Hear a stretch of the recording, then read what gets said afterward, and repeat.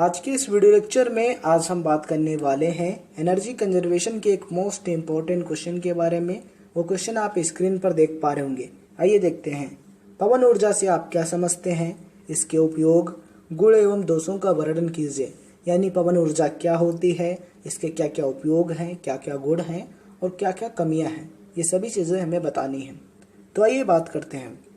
ऊर्जा के अपरंपरागत स्रोतों यानी कि नॉन कन्वेंशनल सोर्सेज का एक स्रोत पवन ऊर्जा है। हमारी पृथ्वी यानी कि अर्थ पर बहुत सारे अपरंपरागत ऊर्जा स्रोत उपलब्ध हैं।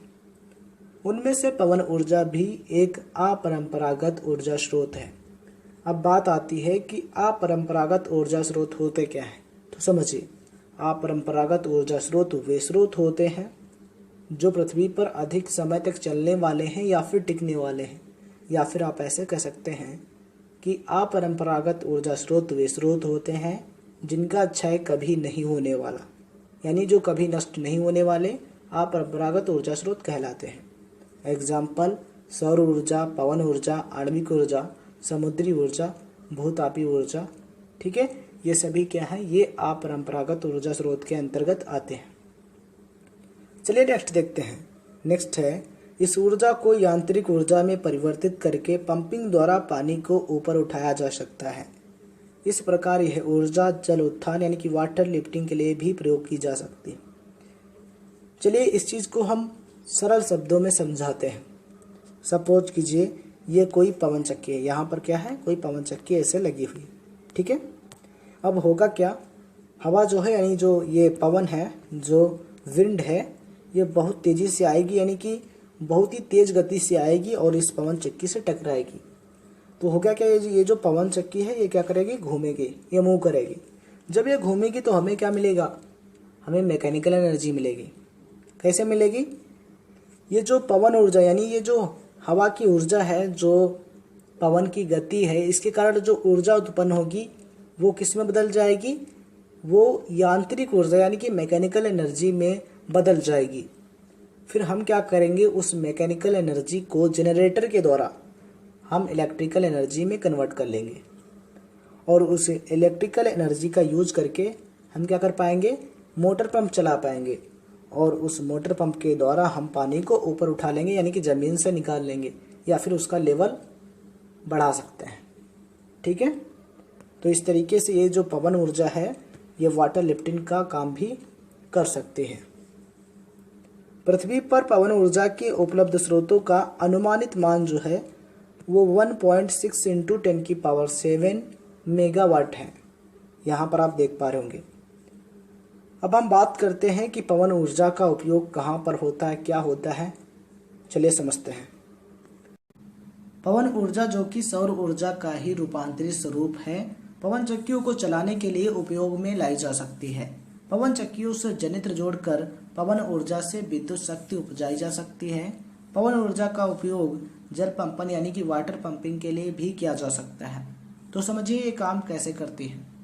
पवन ऊर्जा यानी कि जो विंड एनर्जी होती है उसको हम पवन चक्कियों की सहायता से मैकेनिकल एनर्जी यानी कि यांत्रिक ऊर्जा में कन्वर्ट कर लेते हैं। ठीक है, फिर क्या करते हैं, उस पवन चक्की से हम जनरेटर को कनेक्ट कर देते हैं, यानी कि जनित्र को कनेक्ट कर देते हैं।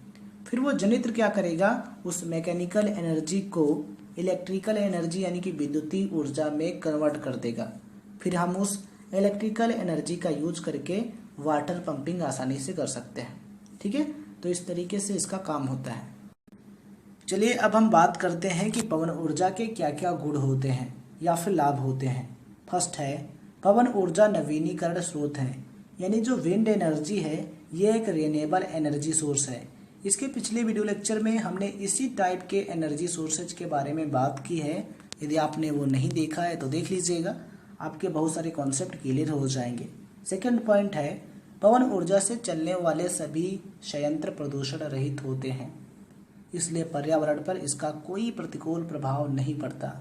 देखिए, इससे सबसे अच्छा गुण ये है कि ये जो पवन ऊर्जा होती है इससे चलने वाले जितने भी संयंत्र होते हैं उनसे प्रदूषण नहीं फैलता है, बिल्कुल भी नहीं फैलता है। ठीक है, ऐसे में क्या है, जो हमारा पर्यावरण है उसको भी कोई नुकसान नहीं पहुंचा है और जो मानव जाति है उसको भी कोई नुकसान नहीं पहुंचता है। ये पवन ऊर्जा का सबसे अच्छा गुण है। ठीक है। नेक्स्ट, पवन ऊर्जा संयंत्रों में ईंधन की आवश्यकता नहीं होती है। ये भी बहुत ही अच्छा है, यानी जो पवन ऊर्जा संयंत्र होते हैं, जो पवन चक्की होती है, ठीक है, उसको चलाने के लिए अलग से ऊर्जा नहीं देनी पड़ती है, या फिर हम कह सकते हैं कि ईंधन नहीं देना पड़ता है। नेक्स्ट है, पवन ऊर्जा से उपजाई गई विद्युत शक्ति कम क्षमता वाले संयंत्रों में कम लागत पर उपलब्ध हो जाती है।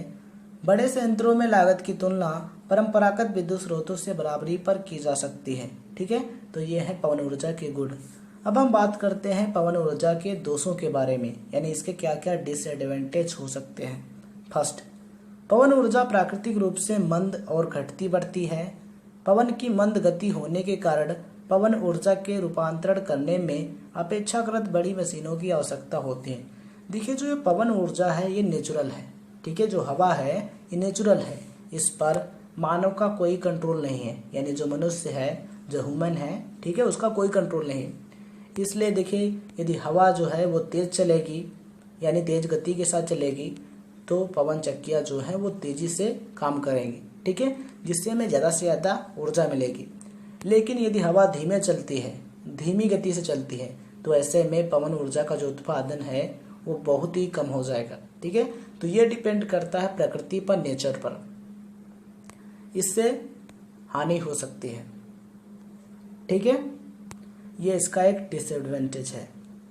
नेक्स्ट, पवन ऊर्जा के संयंत्रों में ध्वनि अधिक होती है।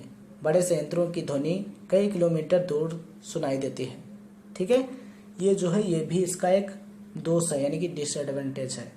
लास्ट है, पवन ऊर्जा से विद्युत शक्ति उपजाने वाले संयंत्र स्थापित करने के लिए बहुत बड़े क्षेत्र की आवश्यकता होती है। तो ये सभी हैं पवन ऊर्जा के दोष। तो एक बात समझ लीजिए, यदि किसी चीज़ में फायदा है, ठीक है, तो उसके साथ कुछ ना कुछ नुकसान जरूर होगा। ठीक है, वैसे भी ये जो पवन ऊर्जा है काफ़ी यूजफुल है, काफ़ी ज़्यादा प्रभावी भी है। इसमें प्रदूषण नहीं होता है और ये एक रिन्यूएबल एनर्जी सोर्स है। ठीक है, तो ये थी चीज़ें। आई थिंक ये चीज़ें आपको समझ में आई होंगी। वीडियो अच्छा लगा हो तो इस वीडियो को लाइक कीजिए, अपने दोस्तों तक शेयर कीजिए। चैनल पर नया आते हैं तो सब्सक्राइब करके बेल आइकॉन को प्रेस कर लीजिए, जिससे आप तक आने वाली सभी वीडियोज की नोटिफिकेशन मिलती रहे।